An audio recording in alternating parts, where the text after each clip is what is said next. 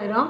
आपके Sai aunty channel के माध्यम से आपके बीच साथियों, अध्याय 30 हम कर चुके और अब प्रस्तुत करती हूँ अध्याय 31। मृत्यु के समय जो अंतिम इच्छा या भावना होती है वही भवितव्यता का निर्माण करती है। श्री कृष्ण ने गीता के अध्याय 8 में कहा है कि जो अपने जीवन के अंतिम क्षण में मुझे स्मरण करता है वह मुझे ही प्राप्त होता है, तथा उस समय जो भी दृश्य वो देखता है अंत में उसी को पाता है। यह कोई भी निश्चयात्मक रूप से नहीं कह सकता कि उस क्षण हम केवल उत्तम विचार ही कर सकेंगे। जहाँ तक अनुभव में आया है, ऐसा प्रतीत होता है कि उस समय अनेक कारणों से भयभीत होने की संभावना बनी रहती है। इससे अनेक कारण हैं, इसलिए मन को इच्छानुसार किसी उत्तम विचार के चिंतन में ही लगाने का अभ्यास करना चाहिए। इस कारण सभी संतों ने हरिस्मरण और जाप को ही श्रेष्ठ बताया है, ताकि मृत्यु के समय हम किसी घरेलू उलझन में ना पड़ जाएं। अतः ऐसे अवसर पर भक्तगण पूर्णतः संतों के शरणागत हो जाते हैं, ताकि संत जो सर्वज्ञ हैं उचित पथ प्रदर्शन कर हमारी सहायता करें। इस प्रकार का उदाहरण नीचे दिया जाता है। एक मद्रासी सन्यासी विजयानंद मानसरोवर की यात्रा करने निकले। मार्ग में बाबा की कीर्ति सुनकर शिरडी आए, जहाँ उनकी भेंट हरिद्वार के सोमदेव जी स्वामी से हुई और इनसे उन्होंने मानसरोवर की यात्रा के संबंध में पूछताछ की।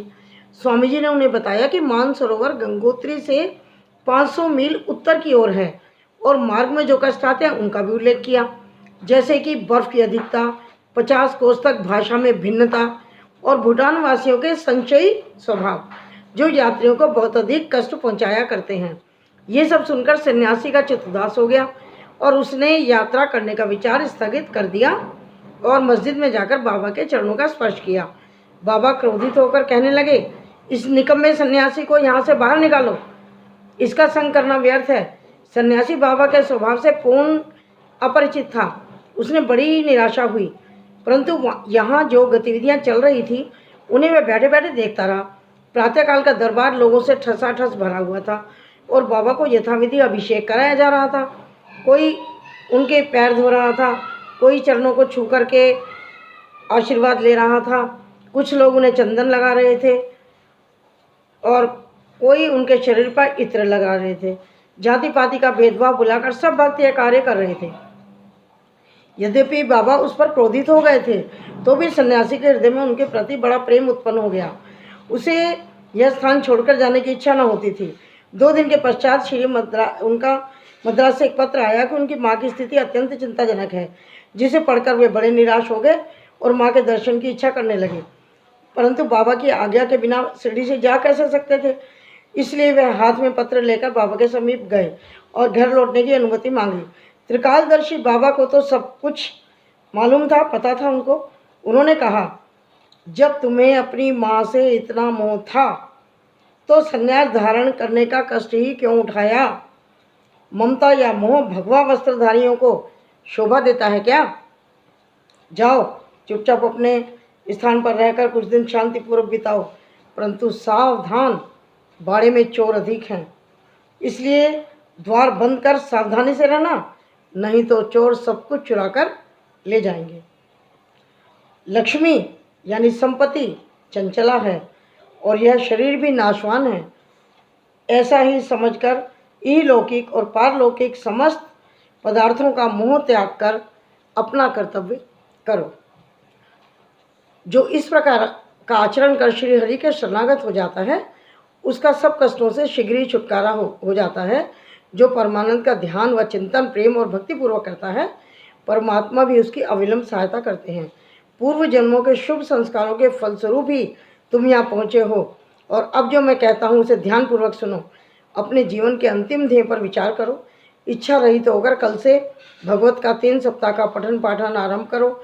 जब भगवान प्रसन्न होंगे तुम्हारे सब दुख दूर कर देंगे। माया का आवरण दूर होकर तुम्हें शांति प्राप्त होगी।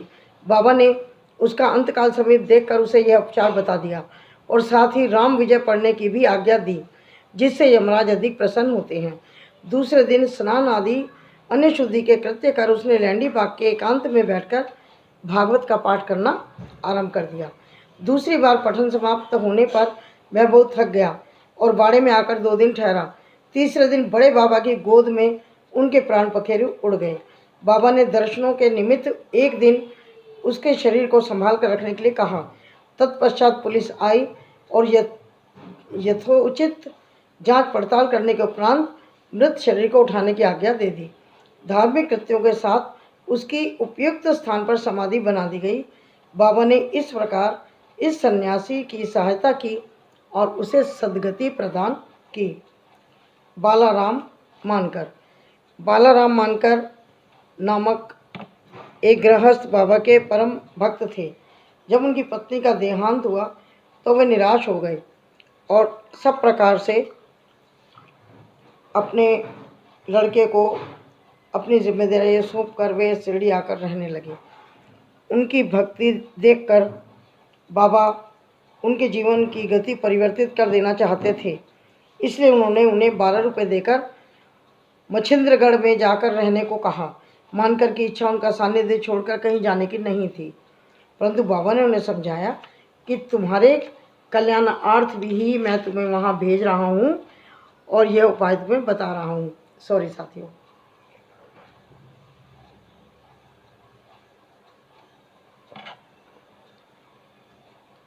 मेरे घर में थोड़ा मिस्त्री मजदूर काम कर रहे हैं ना, तो मैं दिन में नहीं बना पाती हूँ, इसलिए बहुत रात में लगातार दोनों पाठ पढ़ती हूँ। कोई बात नहीं, इसलिए वहाँ जाकर 3 बार प्रभु का ध्यान करो। बाबा के शब्दों में विश्वास कर वह मच्छिंद्रगढ़ चला गया। वहाँ के मनोहर दृश्य, शीतल जल और उत्तम पवन और इतने सुंदर दृश्यों को देखकर उसके मन को बड़ी प्रसन्नता हुई। बाबा द्वारा बतलाई गई विधि और उसके प्रभु का ध्यान करना आरंभ कर दिया और कुछ दिनों के पश्चात ही उसे दर्शन प्राप्त हो गया। बहुधा भक्तों को समाधि या तुरीयावस्था में ही दर्शन होते हैं, परंतु मानकर जब तुरीयावस्था से प्राकृत अवस्था में आया तभी उसे दर्शन हुए। दर्शन होने के पश्चात मानकर ने बाबा से अपने को वहाँ भेजने का कारण पूछा। बाबा ने कहा, शिरडी में तुम्हारे मन में नाना प्रकार के संकल्प विकल्प उठने लगे थे, इसी कारण मैंने तुम्हें यहाँ भेजा कि तुम्हारे चंचल मन को शांति प्राप्त हो सके। तुम्हारी धारणा थी कि मैं शिरडी में ही विद्यमान हूँ और 3.5 हाथ के इस पंच तत्व के पुतले के अतिरिक्त कुछ भी नहीं हो, परंतु अब तुम मुझे देखकर यह धारणा बना लो कि जो तुम्हारे सामने शिरडी में उपस्थित है और जिसके तुमने दर्शन किए वह दोनों अभिन्न हैं या नहीं। मानकर वह स्थान छोड़कर अपने निवास स्थान बांद्रा को रवाना हो गया। वह पूना से दादर रेल द्वारा जाना चाहता था, परंतु जब वह टिकट घर पहुंचा तो वहां अधिक भीड़ होने के कारण टिकट नहीं खरीद सका। इतने में ही एक देहाती जिसके कंधे पर एक कंबल पड़ा था और शरीर पर केवल एक लंगोटी थी, वह वहां आया और मानकर से पूछने लगा, आप कहाँ जा रहे हैं? मानकर ने उत्तर दिया, मैं दादर जा रहा हूँ। तब वह कहने लगा कि मेरा यह दादर का टिकट आप ले लीजिए, क्योंकि मुझे यहाँ एक आवश्यक कार्य आ गया है और मेरा वहाँ जाना ना हो सकेगा। मानकर को टिकट पाकर बड़ी प्रसन्नता हुई और जब तक वो अपनी जेब से पैसे निकालते तब तक वो टिकट देने वाला आदमी कहीं अदृश्य हो गया। मानकर ने भीड़ में बहुत खोजबीन की, लेकिन उन्हें वह व्यक्ति नहीं मिला। तब तक गाड़ी नहीं छूटी, तब तक मानकर उसके लौटने की प्रतीक्षा करते रहे, परंतु अंत तक वह व्यक्ति नहीं लौटा। इस प्रकार मानकर को इस विचित्र रूप में बाबा के दर्शन दूसरी बार फिर हो गए। कुछ दिन अपने घर ठहर कर मानकर फिर शिरडी लौट आया और श्री चरणों में ही अपने दिन व्यतीत करने लगा। अब वह सदैव बाबा के वचनों और आज्ञा का पालन करने लगा। अंत में उस भाग्यशाली ने बाबा के सम्मुख उनका आशीर्वाद प्राप्त कर प्राण त्यागे। हेमांत पंत ने तात्या साहब नूलकर के संबंध में कोई विवरण नहीं लिखा है, केवल इतना ही लिखा है कि उनका देहांत शिरडी में ही हुआ था। साई लीला पत्रिका में संक्षिप्त विवरण प्रकाशित हुआ था।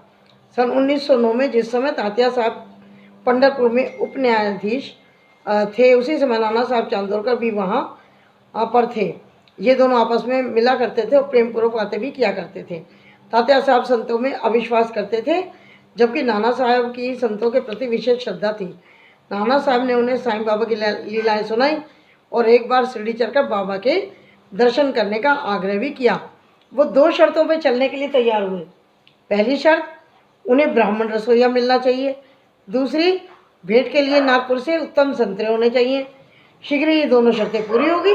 नाना साहब के पास एक ब्राह्मण रसोइया नौकरी के लिए आया, जिस पर भेजने वाले का कोई पता ही नहीं लिखा था। उनकी दोनों शर्तें पूरी हो गई, इसलिए अब उन्हें शिरडी जाना पड़ा। पहले तो बाबा उन पर क्रोधित हुए, परंतु वह धीरे धीरे तात्या साहब को विश्वास हो गया कि सचमुच ही बाबा ईश्वर का अवतार हैं। तो वे बाबा से प्रभावित हो गए और फिर जीवन पर्यंत वहीं रहे। तब उनका अंतकाल समीप आया तो उन्हें बाबा की कृपा मिली। उनकी मृत्यु का समाचार पाकर बाबा बोले, अरे तात्या तो आगे निकल गया, अब उसका पुनर्जन्म नहीं होगा। मेघा, 28वें अध्याय में मेघा की कथा का वर्णन किया जा चुका है। जब मेघा का देहांत हुआ तब ग्रामवासी उनकी अर्थी के साथ साथ चले। बाबा भी उनके साथ सम्मिलित हुए और उन्होंने उसके मृत शरीर पर फूल बरसाए। दाह संस्कार होने के पश्चात बाबा की आंखों से आंसू गिरने लगे। एक साधारण मनुष्य के समान ही उनके हृदय में दुख पैदा हुआ और उस शरीर के फूलों से ढककर एक निकट संबंधी के सदृश रोड़ते पीटते मस्जिद को लौटे। बाबा सदगति प्रदान करते हुए अनेक संत देखने में आए हैं, परंतु बाबा की महानता अद्वितीय है। यहाँ तक कि बाघ सरीखा एक हिंसक पशु भी अपनी रक्षा के लिए बाबा की शरण में आया, जिसका विवरण इस प्रकार है। बाघ आ गया था, आप सुनो। बाबा के समाधिस्थ होने के 7 दिन पहले, एक वीक पहले, शिरडी में एक विचित्र घटना घटी। मस्जिद के सामने एक बैलगाड़ी आकर रुकी, जिस पर एक बाघ जंजीरों से बंधा हुआ था। उसका भयानक मुख गाड़ी के पीछे की ओर था। वह किसी अज्ञात पीड़ा और दर्द से दुखी था। उसके जो पालने वाले थे दरवेश 3, जो कि एक गांव से दूसरे गांव जाकर उसका नित्य प्रदर्शन करते और इस प्रकार वो धन इकट्ठा करते और इसी से उनका जीविका उपार्जन होता था, यानी वही उनका भोजन पानी उसी से चलता था। उन्होंने उसकी चिकित्सा कराई, लेकिन वो ठीक नहीं हो पाया। बाघ कहीं से बाबा की कीर्ति उनके कानों में पड़ी तो वो बाघ को लेकर साईं दरबार में आ गए। हाथों से जंजीरें पकड़कर उन्होंने बाघ को मस्जिद के दरवाजे पर खड़ा कर दिया। वह भयानक था, लेकिन बीमार होने के कारण वह बेचैन था। लोग आश्चर्य से और भय से उसकी ओर देखने लगे। दरवेश अंदर आए, जो मालिक थे बाघ के, वो उसको लेकर अंदर आ गए और बाबा को सब हाल बताकर उनकी आज्ञा लेकर बाघ को बाबा के सामने ले आए। जैसे ही सीढ़ियों के पास पहुंचा बाघ, वैसे ही बाबा के मुख को देखने लगा और बाबा का दर्शन कर पीछे हटा और उसने अपनी गर्दन नीचे झुका ली, जैसे हम झुकाते हैं, नमस्ते करते हैं। तो ऐसे बाघ ने भी इस तरह से किया। जब दोनों की दृष्टि आपस में मिली, बाबा ने बाघ को देखा और बाघ ने बाबा को देखा, तो बाबा की ओर बड़ी ही प्रेमपूर्ण दृष्टि से वो बाघ देखने लगा। उसने अपनी पूंछ हिलाकर 3 बार जमीन पर पटकी, 1 2 3 बार, और फिर उसी समय उसके प्राण निकल गए। उसे मृत देखकर जो उसके मालिक थे वो बड़े दुखी हुए, पर उन्हें फिर उस बात का ज्ञान हुआ कि ये बाघ तो पहले से ही बीमार था और उसकी मृत्यु भी निकट थी। चलो, उसके लिए अच्छा हुआ कि बाबा जैसे महान संत के चरणों में उसे सदगति प्राप्त हो गई। वह दरवेशियों का ऋणी था और जब वह ऋण चुक गया तो वह स्वतंत्र हो गया और जीवन के अंत में साईं चरणों में सदगति प्राप्त हो गई। जब कोई प्राणी संतों के चरणों पर अपना मस्तक रखकर प्राण त्यागे तो उसकी मुक्ति हो जाती है। पूर्व जन्मों के शुभ संस्कारों के अभाव में ऐसा सुखद अंत कैसे संभव है। तो बड़ा भाग्यशाली था जो बाबा के चरणों में आकर उसको मुक्ति मिली। श्री सद्गुरु साईनाथार्पणम अस्तु। शुभम भक्ति। साथियों, अध्याय 31 समाप्त होता है और देखिए, ये मेरी छोटी सी पोती है प्रतिष्ठा। जय साईं राम बोलो। जय साईं राम। जोर से बोलो। जय साईं राम। जय साईं राम। ये भी साईं भक्त है, छोटी सी। अब इसने देखा कि दादी वीडियो बना रही है तो बिल्कुल नहीं बोली है, बिल्कुल चुपचाप हल्के से दरवाज़ा खोल के चुपचाप आके मेरे पास बैठ गई। यानी इसको इतनी समझ है कि दादी वीडियो बना रही हैं तो वो चुपचाप बैठ करके कथा सुनने लगी। तो चलिए, आपको मेरी पोती से भी मिलना हो गया, तो सभी भक्तों को जय साईं राम। जय साईं राम। जय साईं। सबको नमस्ते कर लो। जय नमस्ते। नमस्ते। Thank you.